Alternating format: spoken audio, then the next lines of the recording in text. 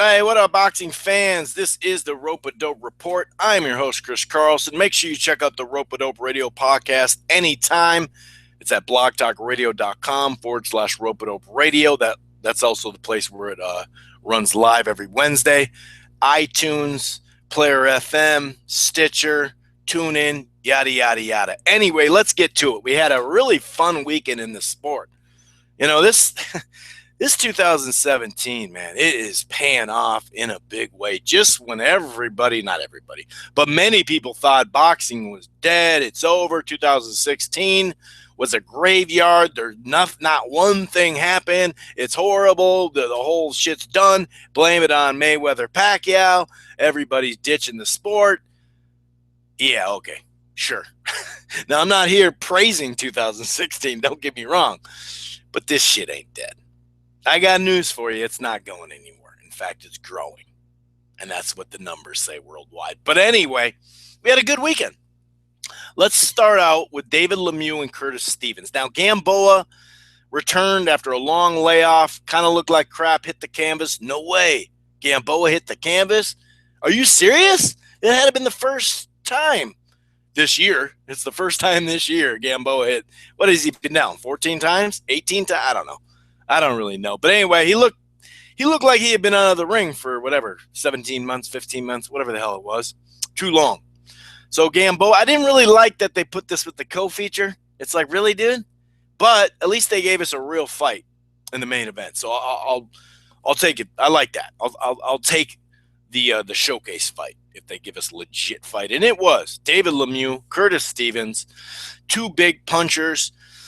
And it showed. The first round was great. Really great, man. I mean, it took a little while for Stevens to get part of the action into the action, but early on you could see Lemieux really busy, going to the body, going to the head. He landed a right hand that was kind of like side of the head right on the ear, maybe even behind the ear on Stevens, and it hurt him. It drove him to the ropes, put him on the ropes. And to Stevens' credit, though, he rallied back off of that rope. Now, he did get hurt later as well in that round, but still an action-packed round because Stevens definitely landed back. Lemieux going back to the body and head, mostly hard shots, some clean shots as well by Stevens, a nice left hook to the body by Stevens overall. Fun stuff. I gave Lemieux the first two rounds, though. Straight right hand and then a left hook completely ended it in the third round. Stevens was out cold with his eyes open at the start, then they closed. That was kind of spooky. He was out for a while. Luckily, he was okay. But yeah, Stevens got caught in an exchange. They both exchanged left hooks. This is something that I mentioned that with a guy like Stevens, you know the old saying, don't hook with a hooker unless you got enough money. But Lemieux had enough money, I guess, right? No, he threw a nice left hand as well, and his landed perfectly, right? So there was some issues, though, some controversy, because it wasn't the IBF straight up. I think it was like a secondary IBF thing, but we know the IBF does the second day weigh-in. What is it? 10 pounds? Can't weigh in 10 pounds, or is it a certain percentage of your weight? I think it's 10 pounds. But anyway, basically you weigh in, and then the next day on Saturday, I think at like 9 a.m., you weigh in again, and you have to be under the weight. Well, since this wasn't for a real belt, like an official IBF belt, Lemieux, or just in general, Lemieux just ignored the second day weigh-in. And he gained, to gain that advantage, and also probably to help him because, to be honest, his body didn't look that good. There's no secret he has problems making the weight. We know last year he blamed it on being really sick, but he was way overweight. The weigh-ins that HBO do can be very skewed because somebody could have socks, jeans, a hoodie on, something in their pocket. Some people weigh in with shoes. You never know exactly what they're weighing in with. but it could add a couple pounds is what I'm saying. But 177 to 170 were the HBO weighs. And here's the thing. If you're going to do that, cool. But I think that you should make everybody aware of that. If you say, hey, let's put the IBF fake ass trinket on on the line for this fight, that means you have to obey those rules. So when you sign and say, yeah, let's put that IBF there, you're actually kind of breaking the rule. Or not actually, you are. So it is a way to scam somebody. You got to put on as much weight as you wanted, and then Stevens had to obey by the IBF rule and not hydrate fully as much as he'd probably want to. So yeah, that's a definite advantage, no doubt about it. And you could tell Lemieux was not, his body didn't look great. Let's be honest. And to be fair, his career has basically been in neutral, from being just out jabbed and just dominated by Golovkin. He never really let his bullets go. He never really let his ammo go in that one. He had plenty of ammunition he could have let go. That's not taking anything away from Golovkin. That jab was superior, and the big shots he started landing late, but he never really let it go, in that fight. So maybe he was worried about weight even back then. I don't know. But still, is Lemieux next for Canelo? I wrote an article, just like a blog prediction type thing, that that it said, basically, is this a prelude to Canelo? I could see that. I could definitely see that. And that's a good fight. I think that's a good fight, Lemieux against Canelo. Now, obviously, everybody wants Golovkin Canelo, but we'll see if that happens. Anyway, I'm going to cover that Andrade Culcay, I think it's Culcay, fight. By the way, another great knockout, Greer on Showtime. I think it was a right hand, beautiful shot.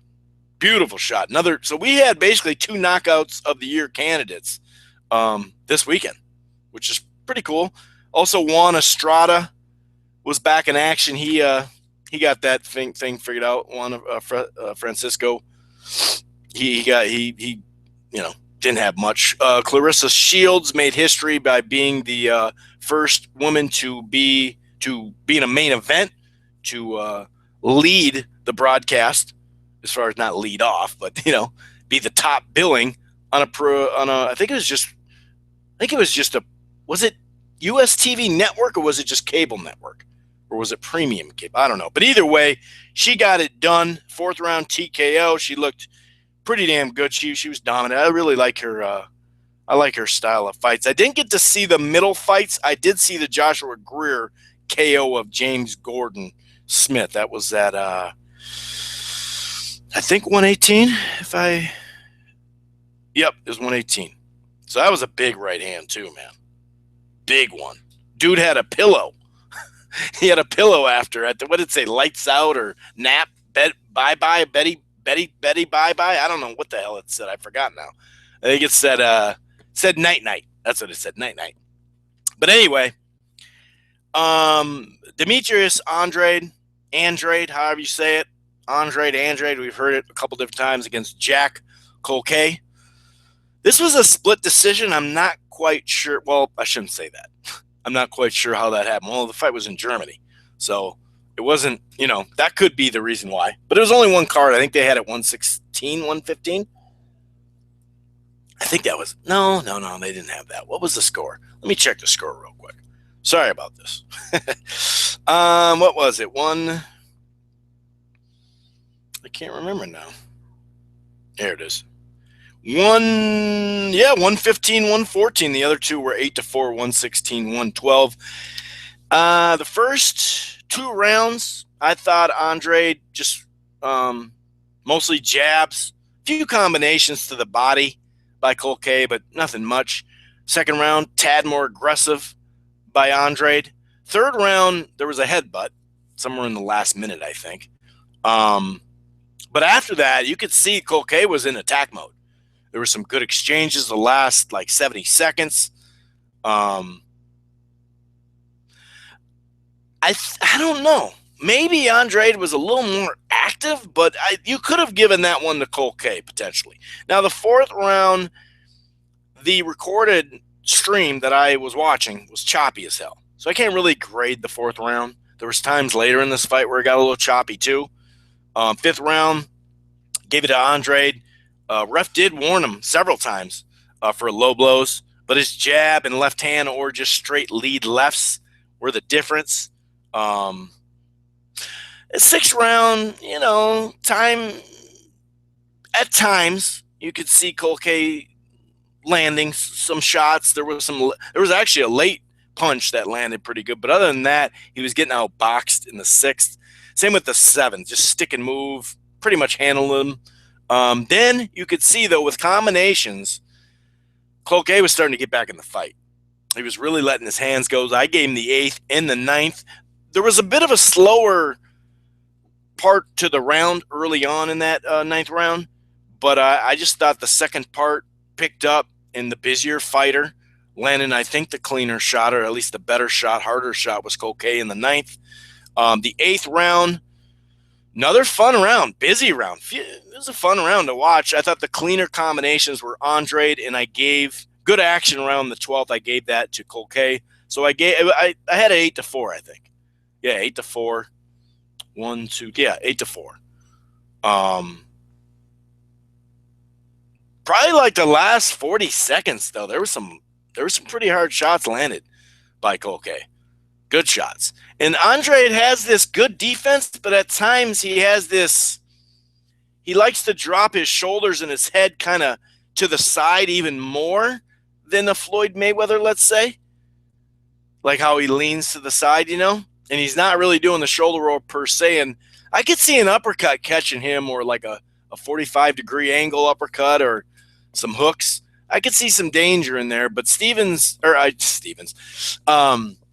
Andrade, though, did fight pretty good in the pocket, though. Even if he was getting hit, a lot of times he returned. He was working the body well, and he's got these pretty good body punching. He really puts the whole oomph into the body punching.